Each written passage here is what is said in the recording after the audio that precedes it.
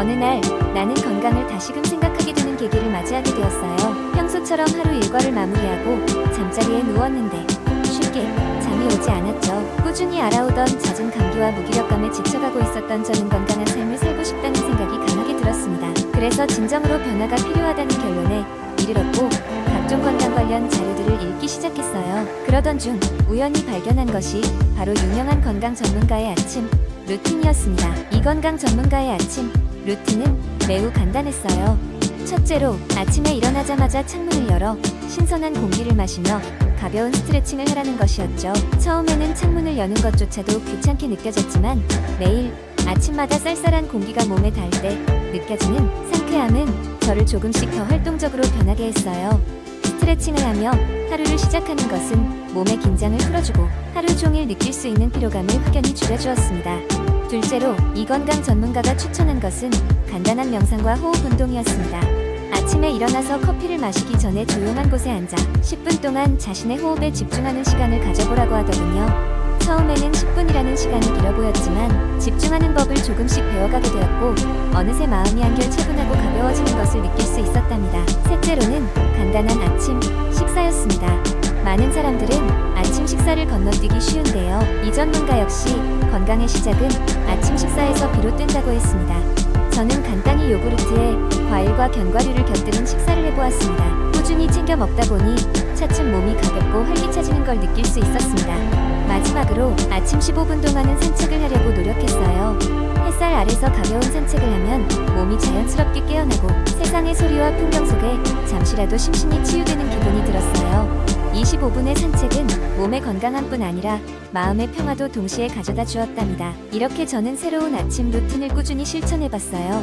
어느새 저는 그저 건강 전문가의 말만 따르기보다는 제가 직접 실천하고 변화를 느끼며 점점 더 건강해지는 제 자신을 발견할 수 있었습니다. 지난 몇 달 동안 저는 단 한 번도 감기에 걸리지 않았고 일상에서 느끼던 무기력함도 많이 사라졌어요. 삶의 질이 눈에 띄게 향상된 것이 저에게는 큰 기쁨이었죠.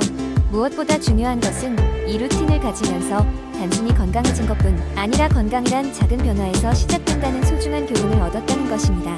두 번째 이야기, 어느 주말 아침 창문을 통해 따스한 햇살이 방 안으로 스며들고 있었다. 평일의 바쁜 일상에서 벗어나 잠시나마 자유를 누릴 수 있는 주말은 언제나 특별하게 다가왔다. 이번 주말만큼은 그 특별함을 건강하게 시작해보려고 했다. 알람이 울리지 않아도 자연스럽게 눈을 뜬 아침 8시, 보통이라면 조금 더 침대에 머무르려 했겠지만 오늘은 활기찬 하루를 시작하기 위해 침대에서 벌떡 일어났다. 마음속 깊은 곳에서부터 건강한 주말을 꿈꾸고 있던 나는 오늘 아침에는 그동안 미루어왔던 주말 아침 10분 스트레칭을 해보기로 결심했다. 평소 잘 움직이지 않던 몸을 깨우기 위해 나는 가장 먼저 거실의 넓은 공간으로 이동했다. 나의 공간이자 오늘은 나의 전용 스트레칭 룸이 될 거실은 햇살 덕분에 따뜻하게 데워져 있었다. 먼저 얇은 매트를 바닥에 깔고 천천히 누웠다. 스트레칭 초반에는 다소 굳어있던 몸 때문에 조금 힘들기도 했지만 조금씩 근육이 풀리기 시작하면서 몸이 자유로워지는 느낌이 들었다. 처음으로 시작한 것은 심호흡이었다. 깊게 숨을 들이마시고 내쉬는 데 집중하니 복잡했던 머릿속도 차분해지는 것 같았다. 천천히 숨을 쉴 때마다 마음이 평온해졌고 스트레칭에 더욱 집중할 수 있었다. 그 다음으로는 머리끝부터 발끝까지 긴장을 풀어주며 가볍게 손을 머리 위로 뻗었다가 발끝 쪽으로 뻗어주는 동작을 반복했다. 천천히 몸이 자연스럽게 움직이는 것에 따라 근육에 긴장이 풀어지고 몸이 점차 가벼워지는 것 같았다. 이어서 목부터 시작해 어깨, 팔까지 각각의 관절을 돌려주며 부드럽게 풀어주었다. 전체적으로 몸이 풀렸다고 느껴졌을 때 나는 조금 더 도전적인 동작에 도전해봤다. 요가의 기본 동작인 코브라 자세, 와다 운동 자세를 통한 등과 척추 부분의 스트레칭이었다. 이 동작을 통해 체내의 혈류가 더욱 원활하게 돌아가는 느낌을 받을 수 있었다. 시간이 흐름에 따라 몸의 유연성도 좋아지는 걸 체감할 수 있었다.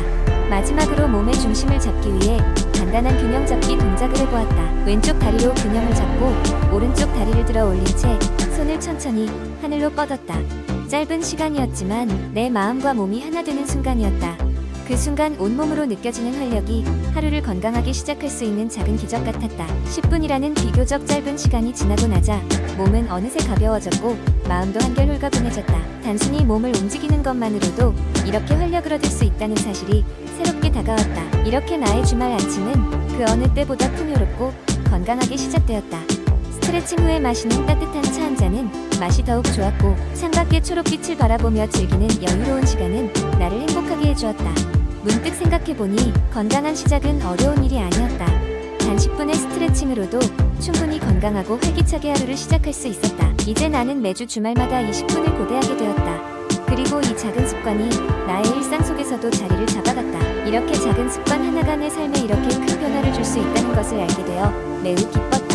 세 번째 이야기, 현대 사회에서 많은 사람들은 건강과 아름다움을 유지하기 위해 다양한 다이어트 방법을 시도한다. 저탄수화물 다이어트, 간헐적 단식, 혹은 특정 식품을 완전히 제외하는 식단 등 그 종류는 매우 다양하다. 하지만 이런 여러 가지 다이어트 방법이 오히려 사람들의 건강을 해치는 경우가 많다는 것이 다양한 연구를 통해 밝혀져 왔다. 한국의 한 작은 마을에서는 건강한 식사를 통해 몸과 마음의 진정한 건강을 얻는 법을 연구하고 실천하는 모임이 있었다. 이 모임의 이름은 진정한 건강을 위한 식탁으로 사람들은 이곳에서 식사를 단순히 체중을 조절하는 방법이 아닌 삶을 풍요롭게 만드는 중요한 요소로 바라보기 시작했다.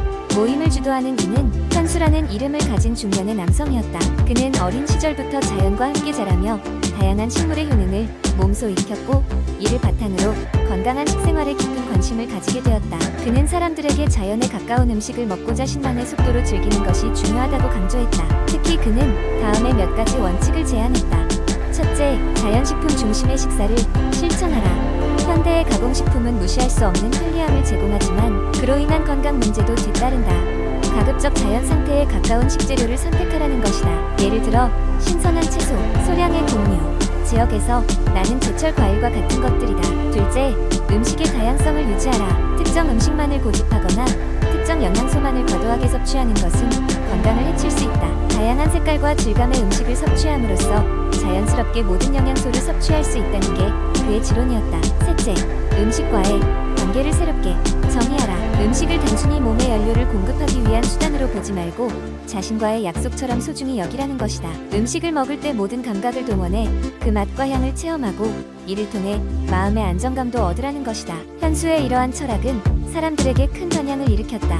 특히 식사 시간을 소중히 여기는 태도는 많은 이들의 삶을 바꾸어 놓았다. 빠르게 살아가는 현대사회에서 많은 이들이 식사를 허투루 하고 살아왔다는 것을 깨달았다. 실제 이 모임에 참여한 회원 중 상당수는 체중 조절에 성공한 것은 물론 소화기 관련 질환이나 만성피로 같은 건강 문제를 개선했다고 말했다. 그러면서 그들은 깨달았다. 건강한 몸은 단순히 체중계의 숫자로 결정되는 것이 아니라 우리 몸속에서 서로 협력하는 수많은 요소들이 조화를 이루어 만들어진다는 사실을 말이다. 이 작은 마을의 이야기는 곧 전국적으로 퍼지기 시작했다. 각 지역에서는 현수와 같은 철학을 가진 사람들이 하나둘 모여들었고 다이어트는 미신이라는 새로운 시각을 갖게 되었다. 식사를 통해 삶을 다시 배워나가는 그들의 모습은 진정 몸과 마음의 건강을 모두 얻어가는 그림을 보여주고 있었다. 네 번째 이야기, 안녕하세요. 여러분, 오늘은 스트레스 해소를 위한 요가와 명상의 필수 기법에 대한 이야기를 시작해볼까 합니다. 일단 이 두 가지는 우리가 격렬한 현대 생활을 살아가면서 잃어버린 내면의 평화를 찾아주고 정신적, 신체적 스트레스를 줄여주는데 엄청난 도움을 주죠. 먼저 요가에 대해 이야기해 보겠습니다. 요가는 약 5,000년 전 인도에서 시작된 것으로 알려져 있습니다. 요가는 몸과 마음, 그리고 영혼을 하나로 연결하는 데 중점을 둡니다. 기본적으로 아사나라고 불리는 자세 연습을 통해 몸의 균형과 유연성을 향상시키고 프라나야마라는 호흡 기법을 통해 정신적 안정감을 찾으려 하는 것이 요가의 주된 목적입니다. 초보자라면선 경배로 알려진 시퀀스를 추천드립니다. 이 시퀀스는 근육을 점진적으로 늘려주고 정신을 차분하게 만들어 주어 요가 초보자들이 쉽게 따라할 수 있습니다. 이와 함께 오늘날 많은 사람들이 스트레스를 줄이기 위해 명상을 활용합니다. 명상은 단순히 조용히 앉아있는 것을 넘어 본질적으로 마음을 집중하고 내면의 소리에 귀 기울이는 경험입니다. 이로 인해 현대사회에서 만성 스트레스, 불안, 그리고 우울증을 완화하는데 매우 효과적이라는 연구 결과들이 나오고 있습니다. 명상은 크게 집중 명상과 마음 챙김 명상으로 나눌 수 있는데 집중 명상은 하나의 대상, 문구 또는 호흡에 집중하는 것이고 마음 챙김 명상은 지나가는 생각이나 감정을 있는 그대로 받아들이는 것이 핵심입니다. 처음 시작하는 사람이라면 원초적 소음이나 단순한 호흡에 집중하는 것으로 시작해보는 것도 좋습니다. 이제 요가와 명상을 스트레스 관리에 어떻게 효과적으로 사용할 수 있을지에 대해 이야기해 보겠습니다. 중요한 것은 규칙성과 인내입니다. 꾸준히 연습하는 것이 필요합니다. 많은 이들이 처음 접할 때 조바심을 느낄 수 있지만 요가 매트에서는 순간을 즐기고 내면의 변화를 기다려보세요. 일주일에 적어도 3번의 짧은 명상 세션을 반복하면 마음의 중심을 찾고 일상에서의 문제를 차분히 대처할 수 있는 여유를 얻을 수 있습니다. 요가와 명상을 통해 스트레스를 해소하는 것은 단지 기술의 습득을 넘어 근본적으로 자신을 있는 그대로 받아들이고 사랑하는 것입니다. 여러분이 요가와 명상을 통해 내면의 평화를 찾길 바라며 이 이야기를 마무리하겠습니다. 지속적인 연습을 통해 자신에게 주어진 스트레스와 삶의 도전에 굴하지 않는 방법을 찾기를 응원합니다. 감사합니다.